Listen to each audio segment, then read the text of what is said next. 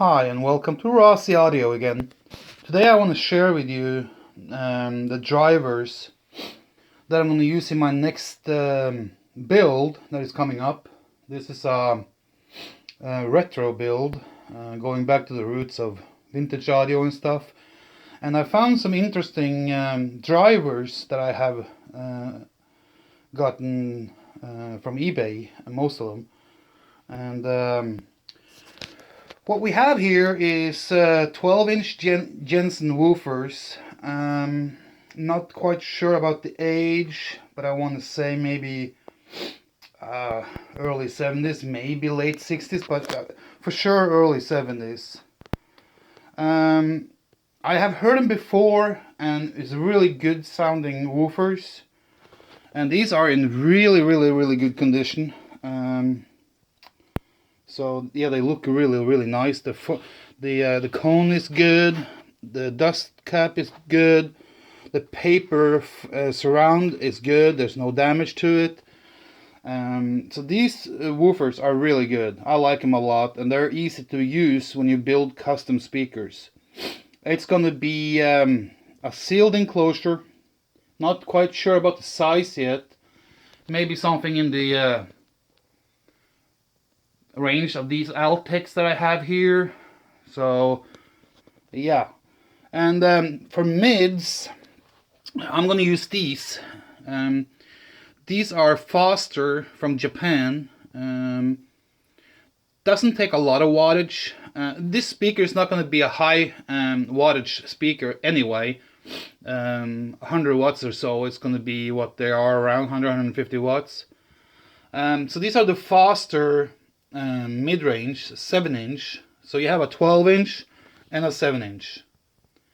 I'm also going to use these tweeters up here, which is also old vintage Jensen tweeters. Sono Dome are they called, and they are really good. I like those Sono Dome tweeters, and I think this combination of 12-inch Jensen woofers, 7-inch Foster mid-ranges, and the Sono Dome Jensen tweeters, I think that is a good match. And like I said, I'm going to put them in a sealed enclosure, and it's not going to be a system that's built to play loud or high SPL or anything like this. This is more or less trying to build a speaker that captures some of that vintage sound so many like. When it comes to the speaker cabinet itself, I haven't really decided how I want to go. Like I said, the size is probably in the Altec range, but as for finish, I'm not sure what I'm going to use. If it's going to be painted, laminated with veneer, or vinyl, or there's so many options out there. So I haven't decided on the finish yet. I'm going to build the cabinet, I'm going to put the drivers in and do a testing on them before I decide the finish. So after I've done a test, then I will decide what type of finish I want to go with. I'm not a big fan of the vinyl that you glue on, that it was used a lot back in the 80s. I'm not a big fan of that, but it's an economical thing to go and to use. So I don't want to put too much into these speakers, because basically I'm going to be able to sell these speakers at some point to someone who likes them, and for the pair of them will probably be sold for between $400 and $600 somewhere. That's normally what I can expect to get back from it. I have invested about $150 in just drivers, and I can calculate about $150 in cabinet cost. So that's $300, and of course I don't work for free, so I have to have a little bit for my labor. So somewhere between $400 and $600 I think will be an okay sales price. It depends on what kind of course, what kind of type of finish I go with. If I do the vinyl, the glue-on vinyl, that will be of course cheaper than going with real veneer. If I use veneer, it's going to drive the price up. The same with if I use paint, if I paint them, because you don't use just any type of paint. You have to kind of like prep them and prime them and sand them and have them painted with a spray painter, and not like cans or roll-on paint. This is like professional painted stuff, and that will cost a little bit. So it depends on the finish I go with, what kind of price range it will be in. But of course the finish doesn't affect the sound in any way. But so to me, I'm going to build the cabinets, going to put the drivers in, build a crossover. I'm probably going to put the crossover. Haven't decided yet. I have to run some simulation first. But from guessing from the top of my head from earlier, we're probably looking at 800 to 900 crossover between the woofer and the mids, and then between the mids and the tweeters, we're probably looking at somewhere in the range of 4,000 to 5,000 range. But that is something that I have to put into my computer and simulate and see what comes out best. So that's up in the air right now. But the first thing now is to get the cabinet built, and I will have that done within a week and a half or so. So yeah, I think this is a good combination. I heard all of these components before, individually or in other cabinets with other drivers mixed in, and I really like those 12-inch woofers from Jensen. They are really, really good. I also like the sound from the Foster midranges. They are not a midrange that can take a lot of X-Max or wandering back and forth. They're pretty stiff. They have a very small surround on the edge, but the sound from them is very neutral. I want to say it leans a little bit to the warm side. And that mixes really good with the woofers, because these woofers are also on the warmer side of sound, which means also can mean richer sound. The tweeters is a good combination with these two, since the woofer and the mid is leaning towards the warm sound and the warm side of it. These tweeters are very, very neutral, very, very crisp, clear, and that's what I'm looking for. So when you have warm sounding mids and woofers, you want to have a crisp, clear tweeter. It changes the whole tonal output from the speaker itself. If you had a tweeter that was not crisp or wasn't acting like, can I say, a little bit bright, you can end up with a speaker that sounds a little bit muddy. So you have to have a tweeter that can put a little edge on the top. So that's why these drivers are complementing each other in a very good way. This is what custom speaker builders talk about a lot.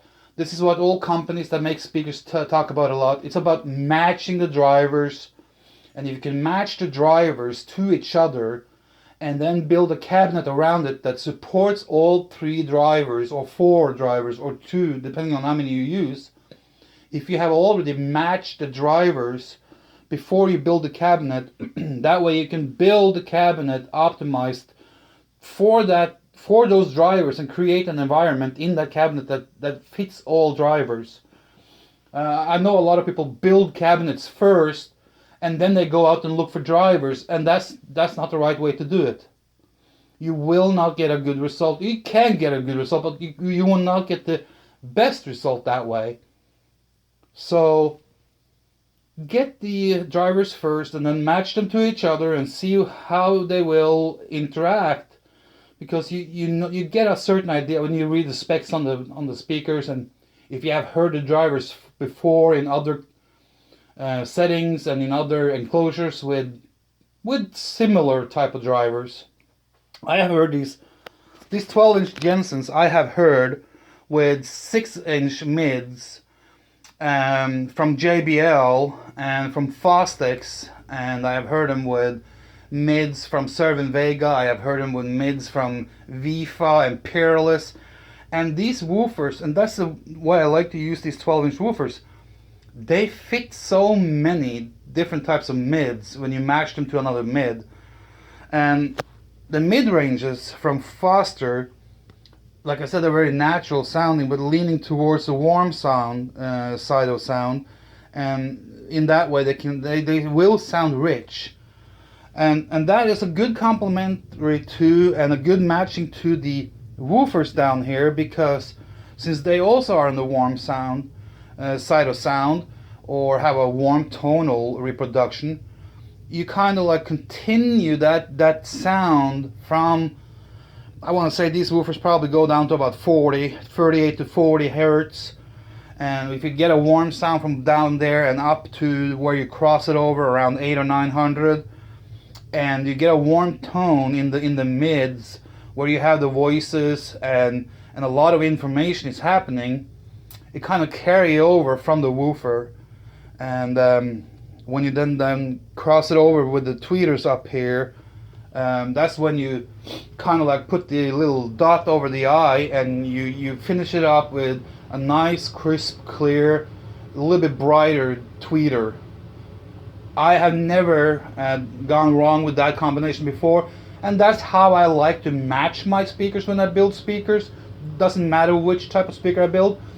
I like to build warm sounding speakers, not too warm, not like go over the edge and create a total, like a lullaby speaker that sounds muffled or muddy. But I like it when it's like, if you think about, you have a neutral sound and a bright sound, or thin sound or cold sound. I like it to be, if you think about, this is the line, my fingers are the line, where you have a neutral sound right here. And to this side, the more the sound leans over here, the brighter it is, and the colder it is, and less warmth you have. You have the middle here, and then if you go over to this side, the warmer and warmer it gets, and the more and more bass maybe, and all that stuff. But if you think about the sound being right here as neutral, I like to be slightly over here. Not much, but just slightly over here. So get a little bit of those rich, deep, dark tones. And that's how I like to build the speakers. And I never had anyone complain about it. I never complained about it myself. That's the way I like it, and that's the way a lot of people like it. Because you have to think about another thing. Most of the computer music that is out there, like techno, electronic, trance, all that stuff, and even pop, is recorded and mixed to be a little bit cold, a little bit bright, and leaning more to this side. So if you have very bright speakers, that is going to be a very bright sound, and you will go and say, oh, I'm missing some of the bass, I'm missing some of the warmth, the voices doesn't sound good, they sound anemic. And that's why I like to build them that way. And if you are listening to jazz and blues and rock, you want to have a little bit of a warm sounding speaker, because that captured that type of music. Because they use a lot of bass, they use a lot of deep tones, and you want to be able to reproduce those tones. If you have a very bright speaker that is a little bit too bright, or a very neutral speaker, you won't be able to reproduce those tones that you get from that type of music. And even classical music has a lot of deep tones and sound better with a little bit of a warm speaker. Another thing is, a lot of the equipment you buy today, let me see. If you play turntables normally tend to have a deeper, warmer, richer sound than CDs. CDs sounds a little bit more colder, harder, brighter, and maybe a little bit harsher in many people's eyes or ears. I don't think so. I think CD sounds just perfect. But most CD players and DVD players today reproduce colder, kind of like brighter sound. I don't know why. It's just my opinion. If you go back to the 70s, of course they didn't have CD players back in the 70s, but if you, and that's the thing with the newer amps too, the newer amps seems to be a little bit brighter and colder, except for one brand that I know about, and that's Electro Company from Norway. They have always since the beginning built warm sounding amps and equipment. But if you go back to the 70s or even before and use receivers or amps, they were a little bit warmer sounding. But today, the newer equipment is a little bit brighter sounding. So I want to compensate for what the equipment is not delivering in the speakers. Call it coloration. Yes, I like to color my speakers a little bit in the sound. Not much, just a little bit. So there you go. I hope you like it. As soon as I get these speakers built with these drivers, I will put them in here. I will find some songs that we can play, and I will do a demo, and I will post a video of it on YouTube. So I'll try and have it done. Well, now let me see. Thanksgiving is coming up, and a lot of family priorities are coming on. So maybe I should let myself get, say, 3 weeks, because I mean there's Thanksgiving and Christmas is almost around the corner. So let's say 3 weeks from now I might have these speakers done, and I'll make a video of it. So stay tuned. Bye bye.